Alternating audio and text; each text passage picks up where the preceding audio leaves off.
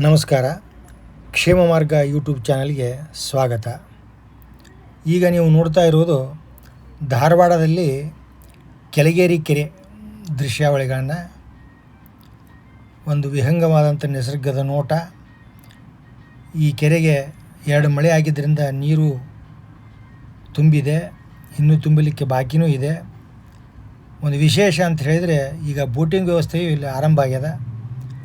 ಒಂದು round boating ಹೋಗಿ ಮತ್ತು ಸುಮಾರು 1 ಕಿಲೋಮೀಟ್ರ್ ಆಗ್ತದೆ ಹೋಗಿ ಮತ್ತು ವಾಪಸ್ ಬರೋದಕ್ಕೆ. ಹುಡುಗರು ನಕ್ಕು ನಲಿದು ಆನಂದ ಹೊಂದಲಿಕ್ಕೆ ಇದೊಂದು ಒಳ್ಳೆಯ ತಾಣ. ಇದನ್ನೆಲ್ಲ ನೀವು ಏನಪ್ಪ ಅಂತಂದರೆ ಒಂದು ಸರ್ತಿ ಧಾರವಾಡದಲ್ಲಿ ಇರ್ತಕ್ಕಂಥವರು, ಅಕ್ಕಪಕ್ಕದವರು ಎಲ್ಲ ಬಂದು ವೀಕ್ಷಣೆ ಮಾಡಿ ಸಂತೋಷವನ್ನು ಹೊಂದಲಿ ಅಂಥೇಳಿ ಈ ವಿಡಿಯೋವನ್ನು ನಾನು ಮಾಡ್ತಾ ಇದ್ದೇನೆ. ಈಗ ನೀವು ನೋಡ್ತಾ ಇರ್ತಕ್ಕ ಇದೇ ಬೋಟಿಂಗ್ ದೃಶ್ಯ. ಆ ಹುಡುಗ ಭಾಳ ಖುಷಿಯಾಗಿ ನಾನು ವಿಡಿಯೋ ಮಾಡೋದನ್ನು ಕೈ ಮಾಡ್ತಾ ಇದ್ದಾನೆ ಅಲ್ಲಿ. ಈ ಕೆಳಗೇರಿ ಧಾರವಾಡದಲ್ಲೇ ಇದೆ ಅಂತಂದರೆ ಕರೆಕ್ಟಾಗಿ ಹೇಳ್ತಕ್ಕಂಥದ್ದು. ಧಾರವಾಡದಿಂದ ದೂರ ಏನಿಲ್ಲದು. ಈ ಕೆಳಗೇರಿ ಕೆರೆ ಹತ್ತಿರನ ಬಾರೋ ಸಾಧನೆ ಕೇರಿಗೆ ಅಂತಕ್ಕಂಥ ದತ್ತಾತ್ರೇಯ ರಾಮಚಂದ್ರ ಬೇಂದ್ರೆಯವರ ಮನೆ ಇದೆ. ಮತ್ತು ಅವರ ಮನೆಯ ಎದುರುಗಡೆಯೇ ಒಂದು ಪಾರ್ಕ್ ಇದೆ. ಅಲ್ಲಿನೂ ಏನಪ್ಪ ಅಂತಂದರೆ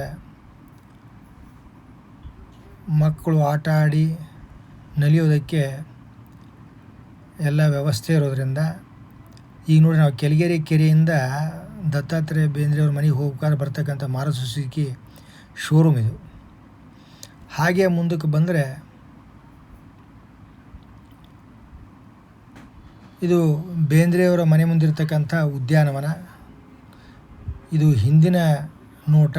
ಆ ಕಡೆಯಿಂದ ಬಂದರೆ ಪ್ರವೇಶ ದ್ವಾರದ, ಆ ಪ್ರವೇಶದ ಫೀಯನ್ನು ನಾವು ಕೊಟ್ಟರೆ ಒಳಗಡೆ ನಮ್ಮ ಪ್ರವೇಶನೂ ಆಗ್ತದೆ.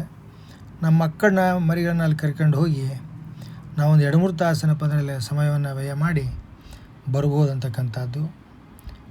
ಇಲ್ಲೊಂದು ಕುಟುಂಬ ಬಂದದ, ಯೋಜನೆ ಹಾಕ್ಕೊಂಡು ಹೋಗ್ತಾ ಇದೆ. ಹೀಗೇನಪ್ಪ ಅಂತಂದ್ರೆ ಹೋಗ್ಬೇಕಾದ್ರೆ ಇದು ಸಾಧನೆ ಕೇರಿಯಲ್ಲಿ ದತ್ತಾತ್ರೇಯ ರಾಮಚಂದ್ರ ಎದುರಿಗಿರ್ತಕ್ಕಂಥ ಮನೆ.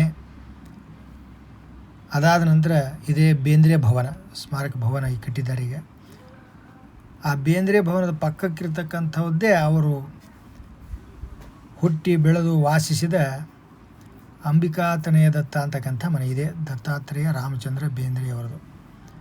ಅವ್ರ ಮನೆ ಪಕ್ಕಕ್ಕೆ ಇದನ್ನು ಬಸ್ ತಂಗುದಾಣದದು. ವೀರಪ್ಪ ಮೊಯ್ಲಿಯವರು ಮುಖ್ಯಮಂತ್ರಿ ಆಗಿದ್ದಾಗ ಇದನ್ನೇನಪ್ಪ ಅಂತಂದ್ರೆ ಓಪನಿಂಗ್ ಮಾಡಿದ್ದಾರೆ. ಇವರು ಕುರ್ಚಿ ಮೇಲೆ ಕೂತಿರ್ತಕ್ಕಂಥವರು ಬೇಂದ್ರೆಯವರ ಮಗಳು. ಇವರು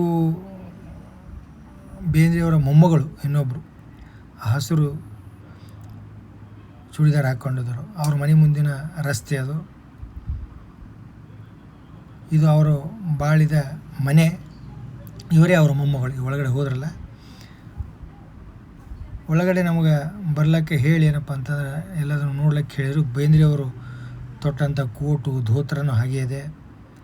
ಅವರು ಸಂಧ್ಯಾ ವಂದನಕ್ಕೆ ಬಳಸ್ತಿರ್ತಕ್ಕಂಥ ಪಾತ್ರೆ, ಸ್ಟೀಲಿನ ಪಾತ್ರೆನೂ ಏನಪ್ಪ ಅಂತಂದ್ರೆ ಇದರೊಳಗೆ ಸಂರಕ್ಷಿಸಿ ಇಟ್ಟಿದ್ದಾರೆ. ಅದನ್ನೆಲ್ಲ ನೋಡ್ಲಿಕ್ಕೆ ನಿಮ್ಗೆ ಸಿಗ್ತಾವೆ. ಇನ್ನು ಉಳಿದಂಥವೆಲ್ಲ ಅವ್ರಿಗೆ ಬಂದಿರತಕ್ಕಂಥ ವಿಶೇಷ ಪ್ರಶಸ್ತಿಗಳು,